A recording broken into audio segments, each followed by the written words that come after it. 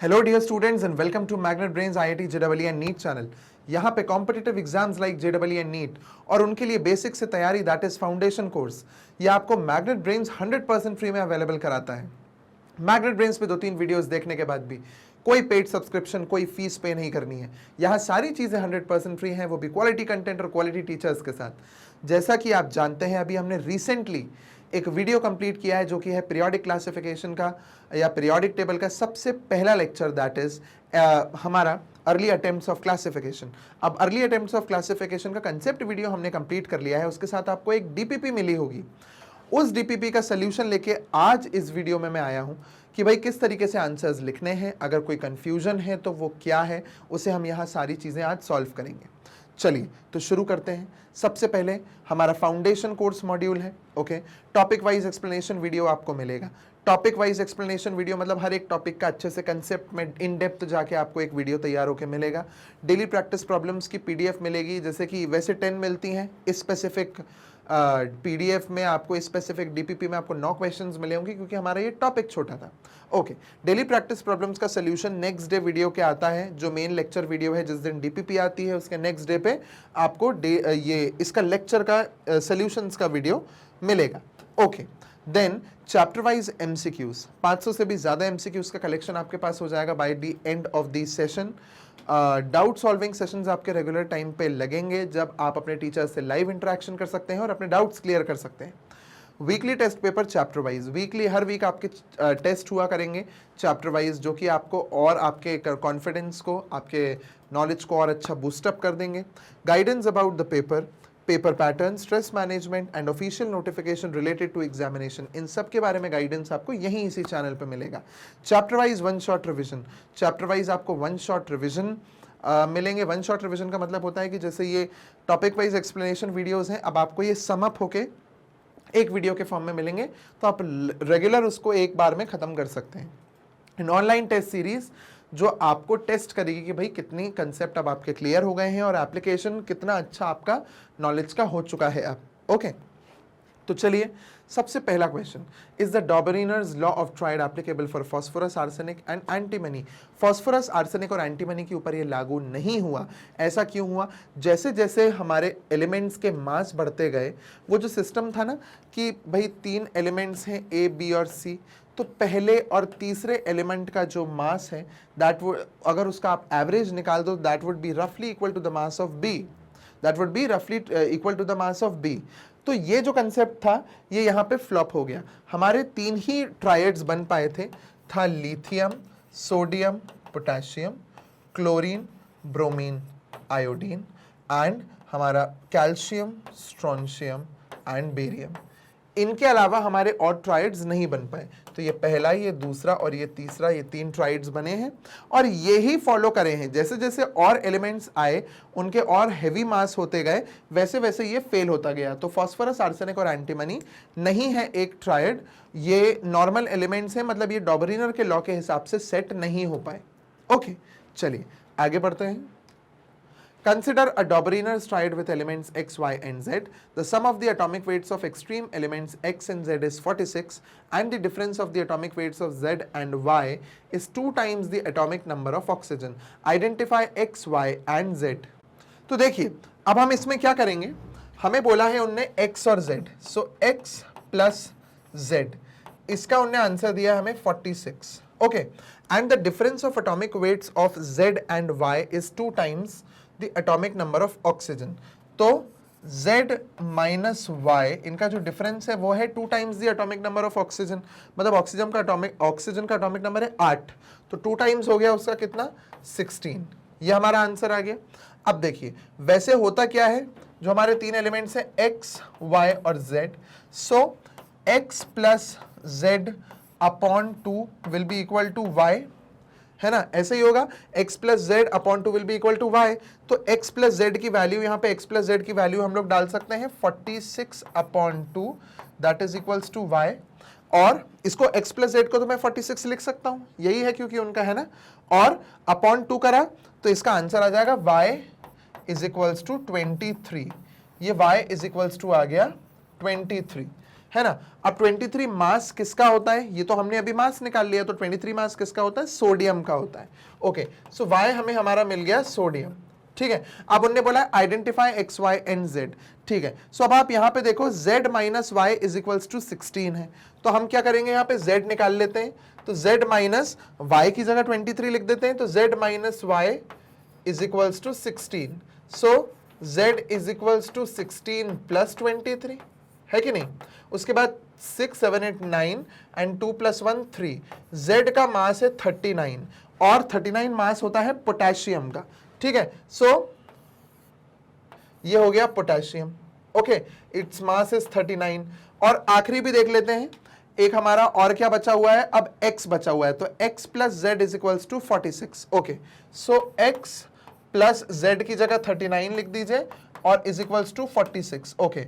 So x is equals to, ये हो जाएगा हमारा 46 माइनस 39, है ना। सो 46 माइनस 39 में कितना हो जाएगा हमारा, ये 16 15 14 13 12 11 10 9 8 7 और 0, तो x का मास आ गया हमारा 7, और 7 मास किसका होता है, लिथियम का। सो हमारा x है लिथियम, y है सोडियम और z है पोटेशियम। ये हमने सॉल्व कर दिया, ठीक है। सो अब आप इसका एक चाहें तो स्क्रीनशॉट ले लीजिए, एक इसका स्क्रीनशॉट ले लीजिए, ओके। चलिए आगे बढ़ते हैं हम। Give some examples of Dobereiner's triads. Explain how they are grouped as triads. देखिए, तो हम सबसे पहले सबसे सिंपलेस्ट एग्जांपल एक ले लेते हैं, lithium, sodium and potassium. Lithium, sodium, potassium में लिथियम का मास होता है 7, सोडियम का मास होता है 23 और पोटेशियम का होता है 39, ठीक है। अब एज पर हमारा डॉबरीनर का लॉ, लिथियम का मास इज when lithium का मास when added to potassium का मास and averaged, तो निकालें 7 प्लस 39 अपॉन 2, कितना हो रहा है ये 39 40 46 upon 2 which is equal to 23। अब देखो इन दोनों के मास का एवरेज निकालना, उसका जो आंसर आया है दैट इज रफली equal to the mass of sodium, ये तो डायरेक्टली ही इक्वल है सोडियम के मास के। तो ये हमारा डॉबरीनर का ट्राइड का एक एग्जांपल है, दिस इज द एग्जांपल, और इसको इसीलिए ग्रुप किया गया है ट्राइड्स में क्योंकि ये लॉ को फॉलो कर रहा है। क्लियर, चलिए आगे देखते हैं हम।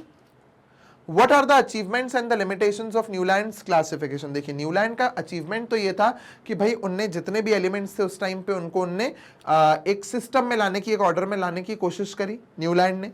इसमें दूसरी अच्छी चीज ये थी कि न्यूलैंड ने सिमिलैरिटीज और dissimilarities of physical and chemical properties को भी देखा, साथ केमिकल प्रॉपर्टीज को भी देखा, साथ में किसके, एटॉमिक मासेस के। तो एटॉमिक मास को मानते हुए उनने इंक्रीजिंग एटॉमिक मास के बेसिस पे एलिमेंट्स को अरेंज किया और उनने प्रॉपर्टीज का भी ध्यान रखा, कोई कंसेप्ट लगाया। जो न्यूलैंड्स का लॉ ऑफ ऑक्टेव्स था उनने एटलीस्ट कुछ तो कंसेप्ट लगाया उस चीज के ऊपर कि भाई पहला और 8वां एलिमेंट जो है उनकी प्रॉपर्टीज सिमिलर होंगी। न्यूलैंड का दिया हुआ ही कंसेप्ट था, ठीक है। बट उसमें ड्रॉबैक्स क्या हो गए, उसमें ड्रॉबैक ये हो गए कि एक ही कॉलम में न्यूलैंड ने कई जगह दो दो एलिमेंट्स डाल दिए। अब जैसे ये हमारा जो कोबाल्ट और निकल है, तो कोबाल्ट और निकल को उनने नॉन मेटल्स के साथ डाल दिया, आयरन जो है उसको ऑक्सीजन सल्फर के साथ डाल दिया, ये भी नॉन मेटल्स थे, बल्कि कोबाल्ट निकल और आयरन को साथ रखा जा सकता था। तो ये मिसमैनेजमेंट और मिसमैच्ड पेयर भी बन गए कि जहां जिसको ऐड करना था वहां किया नहीं और जिस चीज को नहीं करना था वहां गलत ऐड कर दिया। जैसे कि मैंने आपको अभी एक एग्जांपल दिया, नोबल गैसेस के आने से न्यूलैंड लॉ ऑफ ऑक्टेव पूरा फेल हो गया और न्यूलैंड ने ये बोला था कि इससे ज्यादा एलिमेंट्स अब कभी डिस्कवर नहीं होंगे, बल्कि उसके बाद भी डिस्कवर हुए हैं, है ना। सो ये न्यूलैंड के ड्रॉबैक्स थे, हाइड्रोजन को कोई जगह दे नहीं पाए थे वो, है ना। So these all were the drawbacks of Newland.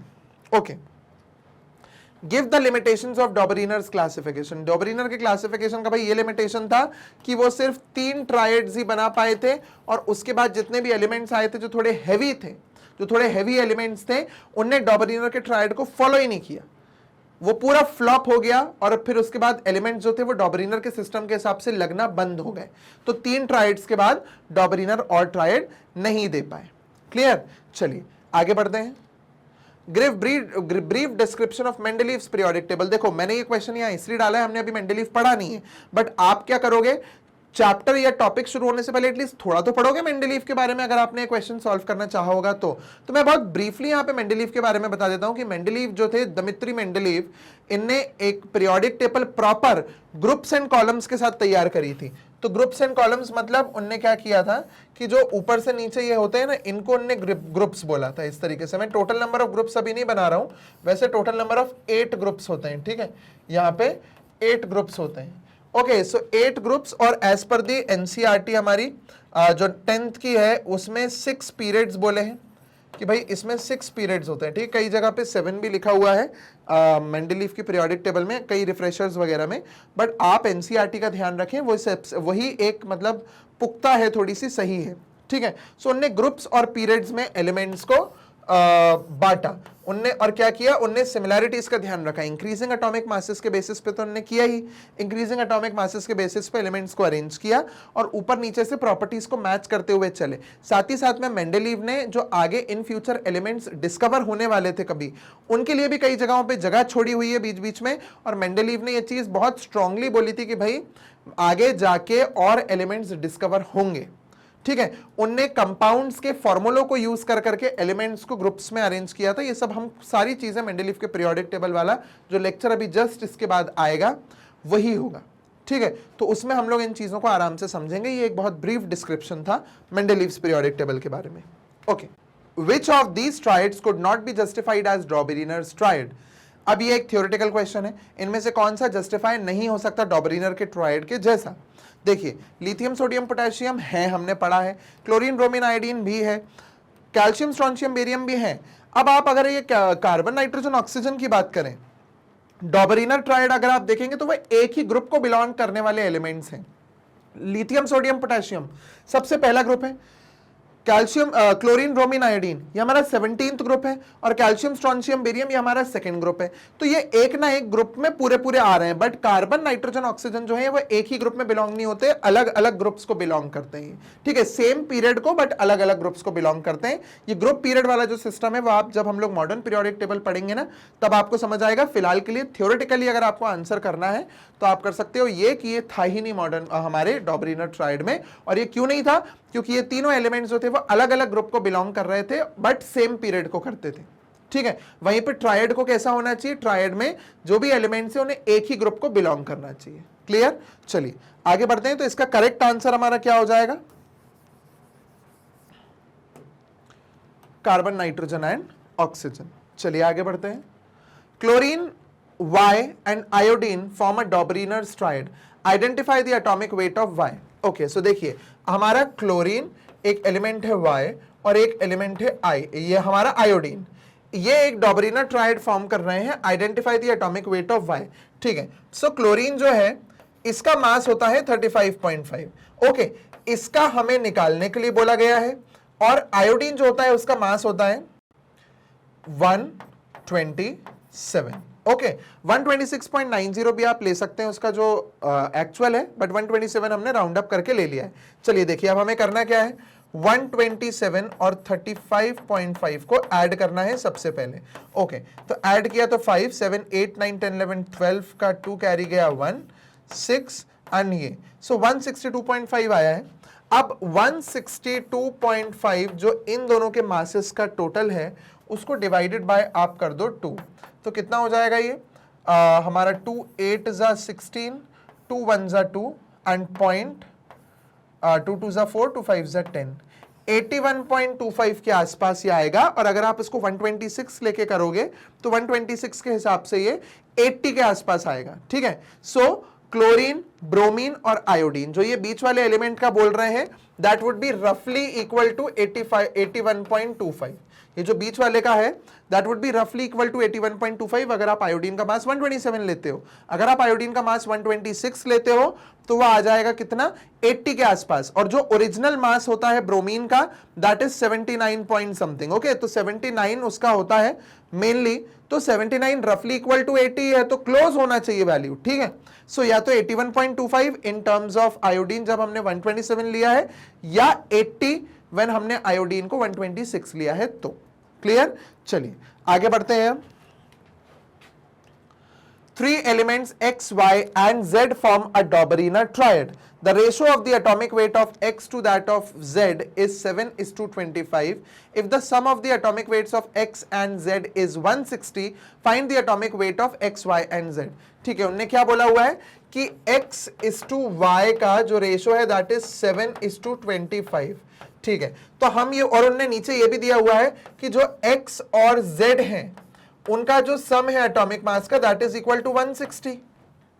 तो हम एक काम करते हैं, X के मास को 7a और Z के मास को 25a ले लेते हैं और 160. क्लियर. नाउ 25 प्लस 7 कितना हो जाता है, 25 प्लस 5 हो गया 30, 32a. ठीक है, ये हो गया 32a is equals to 160. Okay, so ये हो जाएगा a is equals to 160 upon 32. ठीक है, ये हो जाएगा 2 8 जा 16, 2 0 जा 0, 2 16 जा 32 है ना. देन 2 8 जा 2 40 जा 2 4 जा 2 20 जा 2 2 जा 2 10 जा एंड 2 1 जा 2 5 जा. सो हमारा ये जो a है वो आ गया 5. a is equal to 5. ये कैंसिल करते करते हमारा आ गया. ठीक है, अब यहां वैल्यूज डाल के मैं मास निकाल सकता हूं. तो जो x है वो x जो है उसको हमने कितना माना हुआ है, 7a. तो 7 इंटू 5, 7 5 जा 35 आंसर आया है x का. तो x का आ गया 35. ओके, फिर उन्होंने उसके बाद बोला हुआ है z. तो z हमारा कितना है, z is 25a. So z is equals to 25a. हमारा a आया हुआ है 5. तो 25 इंटू 5, 5 5 से 25 एंड 2 5 2 से 10 11 12 125. ये आ गया हमारा Z 125. क्लियर. सो X आया 35, Z आया 125. पहले इसका एक स्क्रीनशॉट लीजिए. अब हम Y का निकालते हैं. ठीक है, सो हमारे जो एलिमेंट्स हैं वो क्या है, X, Y और Z. सो X का आया है 35, Y हमें निकालना है, Z आया है 125. ओके, सो क्या होगा, x plus y upon 2 is equals to, हमें आंसर निकालना है. तो x कितना है 35, z है 125 and divided by 2. Okay, so 125 plus 5 130, 130 and 30 160 upon 2 which is equal to 80. तो यह आंसर आ गया हमारा किसका, y का. सो जो हमारा y है उसका मास कितना हो जाएगा, 80. ठीक है, this is the mass of y. इसका आप फाइनल स्क्रीनशॉट ले सकते हैं. ओके, चलिए अब इसी के साथ हमारा यहां पे डीपीपी का सोल्यूशन होता है कंप्लीट. आई होप आपको यहां पे सॉल्यूशंस क्लियर हुए होंगे. अब हम बात करते हैं कि मैग्नेट ब्रेन्स पे अगर आपको अपने वीडियोस को एक सीक्वेंस में देखने में कोई प्रॉब्लम आ रही है तो आप क्या कर सकते हैं. सबसे पहली तो सोल्यूशन इसका यह है कि आप प्लेलिस्ट सर्च करें. प्लेलिस्ट पे आपको सारे वीडियो सीक्वेंस में मिलेंगे. तो भी कोई दिक्कत आ रही है तो मैग्नेट ब्रेन्स की official website that is www.magnetbrains.com, उस पर जाइए. लेफ्ट हैंड साइड पे आपको कोर्सेज मिलेंगे. जब आप थोड़ा सा नीचे कोर्सेज को स्क्रॉल करेंगे तो जेडबलई और नीट के मिलेंगे. जेडबलई पे क्लिक करेंगे तो ऊपर जेडबलई के मेन कोर्स के सिलेबस और नीचे फाउंडेशन कोर्स मिलेगा. Same goes with NEET. NEET में आपको ऊपर नीट के मेन कोर्स के सिलेबस और नीचे आपको फाउंडेशन कोर्स मिलेगा. जेडबलई और नीट दोनों में फिजिक्स केमिस्ट्री कॉमन है. नीट के लिए बायो होगा और जेडबलई के लिए आपको यहां पे मैथ्स फाउंडेशन देखने के लिए मिल रहा है. ओके, आप वॉच नाउ पे केमिस्ट्री पे क्लिक करेंगे सो यहाँ पे केमिस्ट्री का पूरा जो कोर्स डिटेल्स है वो ओपन हो जाएंगे. यहाँ कोर्स की डिटेल दी होंगी और नीचे आपका सिलेबस के बारे में दिया होगा. यहाँ चैप्टर्स होंगे. चैप्टर पे आप जैसे ही क्लिक करेंगे तो ड्रॉप बॉक्स ओपन होगा. उस ड्रॉप बॉक्स में सीक्वेंस वाइज पूरे वीडियोस आपको अवेलेबल होंगे. आप जैसे ही वॉच नाउ पे क्लिक करेंगे वीडियो चालू हो जाएगा और यूट्यूब का प्लेयर यहीं आपको वेबसाइट पे ओपन होके मिल जाएगा. सो मैग्नेट ब्रेन्स फाउंडेशन कोर्सेज जो कि बेसिक्स होते हैं जेडबलई और नीट के, और खुद जेडबलई और नीट इन कॉम्पिटिटिव एग्जाम्स की तैयारी आपको 100% फ्री में क्वालिटी कंटेंट और क्वालिटी टीचर्स के साथ करा रहे हैं. यहाँ कोई भी पेड सब्सक्रिप्शन या कोई भी वीडियोस के लिए हमें पेमेंट नहीं करना पड़ता है. 2-3 वीडियोस देखने के बाद भी कोई पेमेंट नहीं करना पड़ता है. यहाँ सारी चीजें 100% फ्री हैं. जितने वीडियोस देखना है आप उतनी बार उन वीडियोस को मल्टीपल टाइम्स भी देख सकते हैं. सो आप वीडियो को लाइक करें, चैनल को सब्सक्राइब करें और इसे शेयर करें अपने सिबलिंग्स, रिलेटिव्स एंड अपने पीयर ग्रुप में, so that together we can improve the quality of education and keep watching Magnet Brains IIT JEE and NEET channel. Thank you.